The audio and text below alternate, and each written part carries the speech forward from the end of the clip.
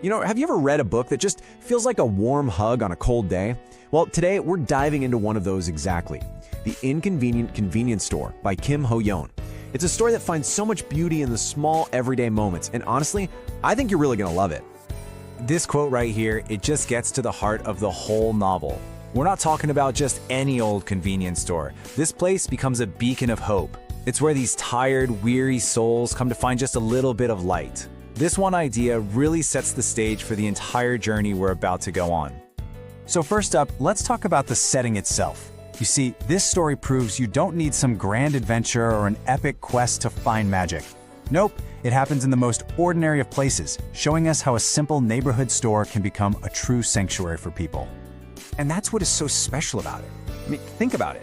A place you'd normally just rush in and out of becomes this incredible backdrop for connection and healing. You've got lonely office workers, struggling students, they all cross paths here, and without even realizing it, they start to mend. So, who's at the center of this whole transformation?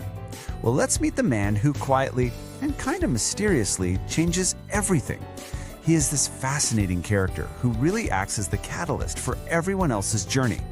Meet Dokgo. This is our guy. He can't remember his past, he's living on the margins of society, but he's given a chance to work the night shift. As the ultimate outsider, a total mystery even to himself, he becomes this quiet, steady, emotional core for the entire book.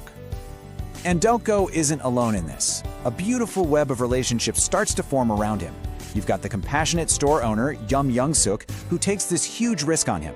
Then there's Shi-hyun, a young part-timer who's just feeling crushed by the pressure to find a career. Each one of them brings their own baggage into the store, and it's how they interact with Dokgo that starts to change everything. This is what makes him so powerful. Because Dokgo has no memory, no social status to protect, he becomes a sort of mirror for everybody else. He doesn't judge, he just listens.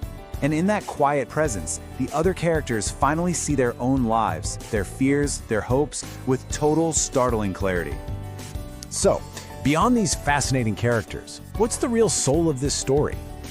What is the core message that's resonated with so many readers? Well, it all comes down to something incredibly simple, but also just incredibly profound.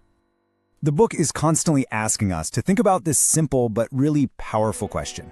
It suggests that we don't need these dramatic, life-altering events to find happiness or to heal.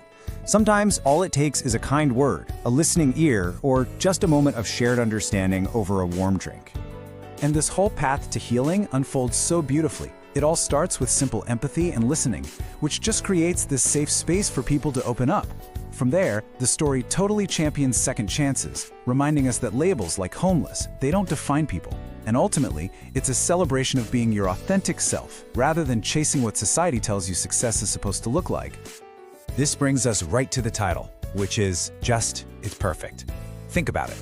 Real, genuine human connection is often inconvenient, right? It messes with our schedules and our neat little plans.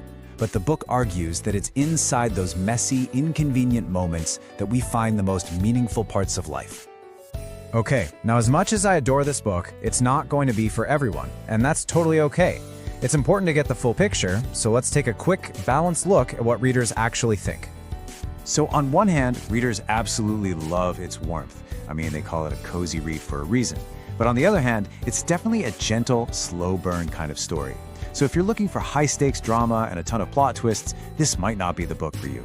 The focus here is all about character and atmosphere. This quote from a Goodreads reviewer really sums up that whole dynamic. The book is carried by its consistent, comforting warmth, not by sharp emotional highs and lows. It's more of a gentle simmer than a dramatic boil. And whether that works for you really just depends on what you're looking for as a reader. So with all that in mind, why does this story matter so much, especially right now? Here's my final take on what makes this book so incredibly special. For me personally, this is a strong 3.5 or even a 4 out of 5. It's just such a wonderful, heartwarming read. I highly recommend it, especially if you're someone who loves character-driven stories more than a super fast-paced plot. Ultimately, this book leaves you with such a profound sense of hope. It's a powerful reminder that every single life has dignity, that healing comes from small acts of kindness, and that a true community can be found in the most unexpected places, even under the fluorescent lights of a little convenience store. So I'll just leave you with this question to think about.